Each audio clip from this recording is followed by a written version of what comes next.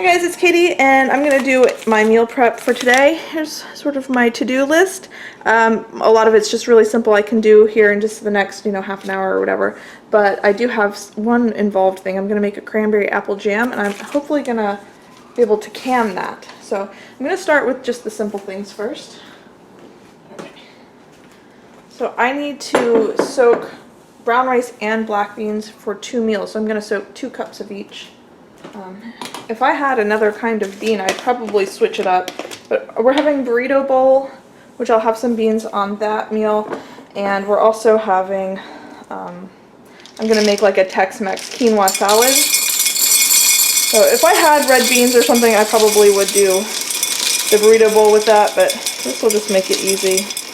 I'll just soak up a whole bunch, and let's see if I can get them to sprout before I need them this week. So 2 cups of black beans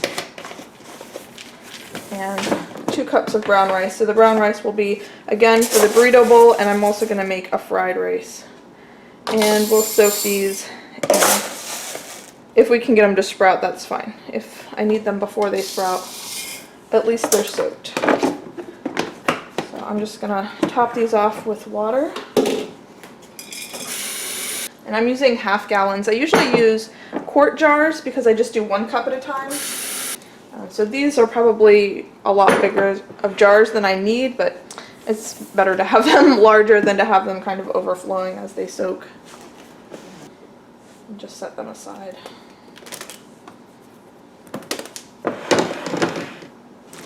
Next I'll clean up lettuce. And I'll probably just do 3 of these. I find that they usually stay fresher a little bit longer if I don't take them apart and clean them up, but if I don't take any of them apart and clean them up, then I don't use them and they go bad. So I'll do 3 and then I'll leave 3, and I'll once I use up all this, then I'll clean up that way it doesn't go bad too fast.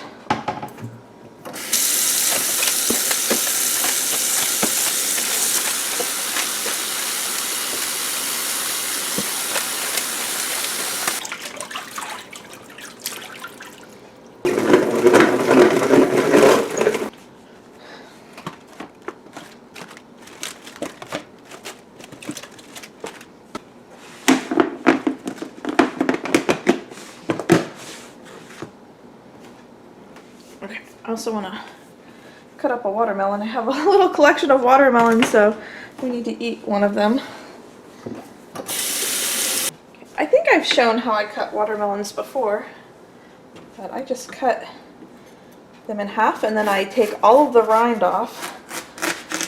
That.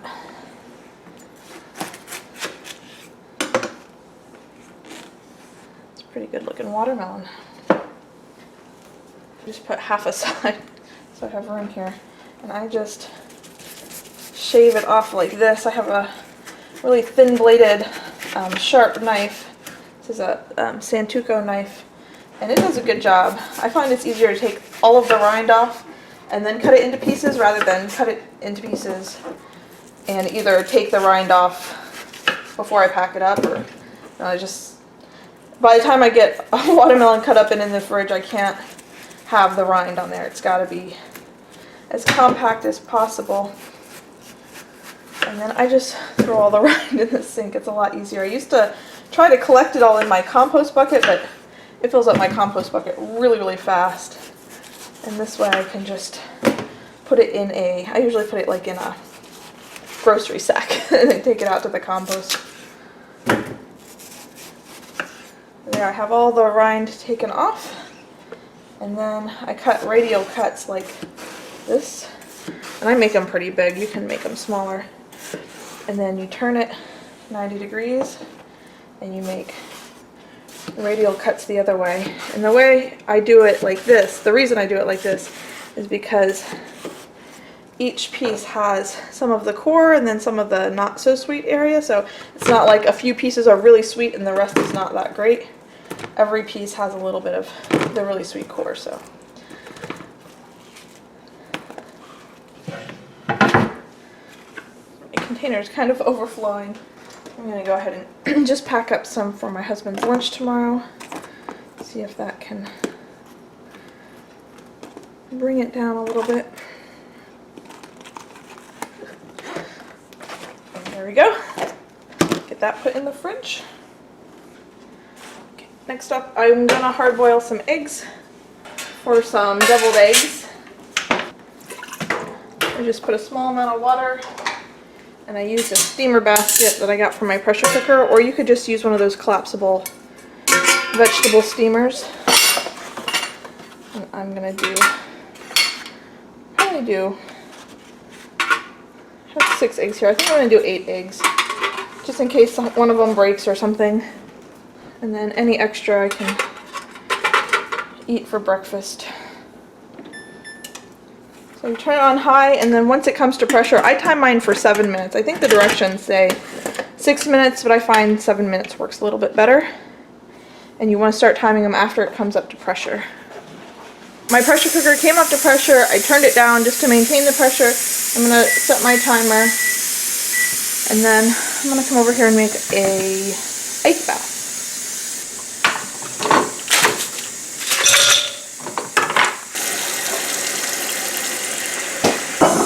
While those are cooking, I'm going to start making my biscuits.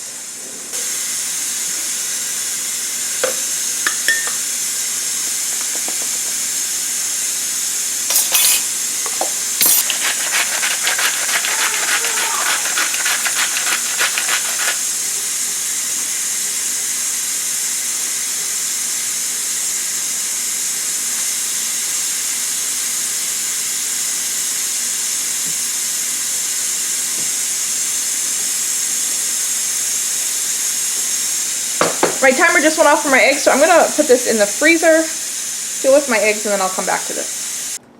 Okay, so these cooked for 7 minutes, then I did the quick release. And now I'm just going to put them in the ice bath.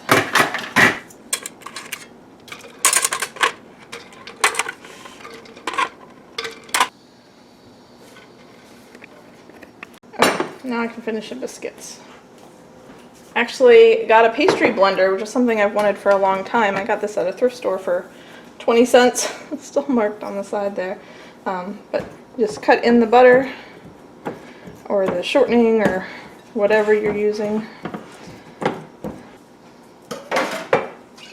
Okay, and then I add 3/4 of a cup of almond milk.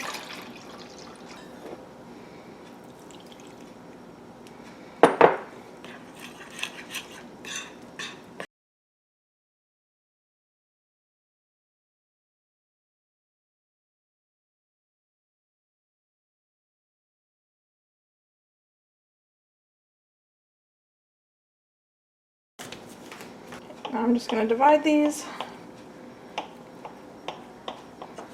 put them inside this baggie, and I just have it on a dish so that they don't get stuck together. They kind of stay where I put them, and I'm going to freeze them. Once they're frozen solid, you can take the dish out and just have them in the baggie. Put them in a preheated 425 oven for like 15 minutes. Maybe 18 minutes, depending on how much you let them thaw beforehand.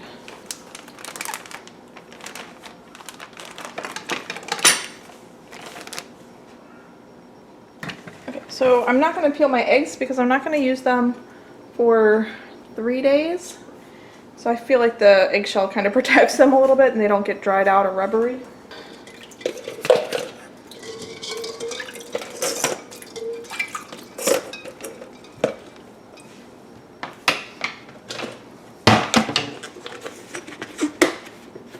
And those will go in the fridge too.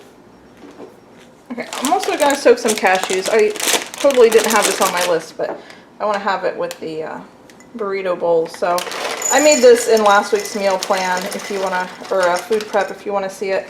But you just soak a cup of cashews overnight, blend it with a 1/4 cup of water, 2 teaspoons lemon juice, 1 teaspoon of apple cider vinegar, a couple grinds of salt, and you just blend it till it's like a thick, smooth sour cream substitute. So for now I just need to soak those cashews And now that I have all of those things done, I'm going to start on the apple cranberry jam. So I have this recipe. It's on foodinjars.com website. I'll link it down below. I've made whole cranberry sauce many times, and this is, I mean, it looks similar. It's just the ratio of water and sugar is a little bit different. There's no pectin because it has apples and cranberries, which have natural pectin. So we'll just go ahead and get started on this. These cranberries I have been in my freezer. They look alright. They don't look like, I don't even know how long they've been in my freezer, but they look okay, so I'm going to use those. I rinsed these frozen cranberries. Now they're kind of like in one giant block, but that's alright. Next I need to peel and chop 8 cups of golden delicious apples.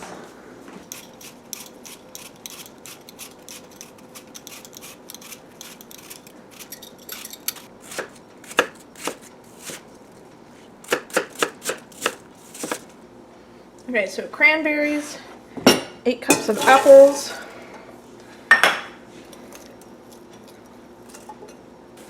I need 6 cups of sugar, which I probably don't have. 1, 6. Right, so that was half regular sugar and half raw cane sugar. And 1 cup of water.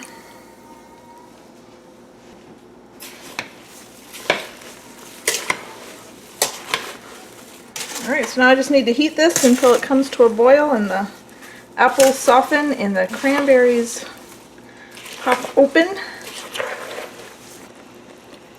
It's boiling and quite a bit of liquid has come out of the fruit, so his cranberries are popping, if you can hear them popping. Cook this down a little bit. And then the only other ingredient is a little bit of lemon juice and lemon zest. So I'm going to go ahead and get my water bath canner set up and ready to go.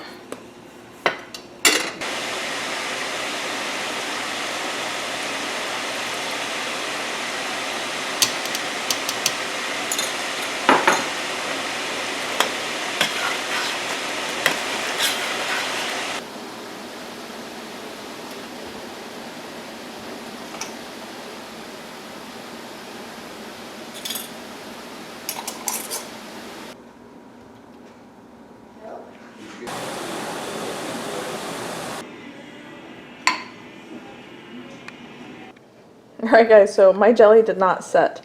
It's firm, but it's not like a jelly or a jam. It's just an apple cranberry sauce, that's what I'll call it, which will be nice to have in the pantry either way. So anyway, that's everything I have for this week. Hopefully you found something useful, or at least find some entertainment in my non-setting jelly. Wow. Thanks for watching. I'll see you guys next time. Bye.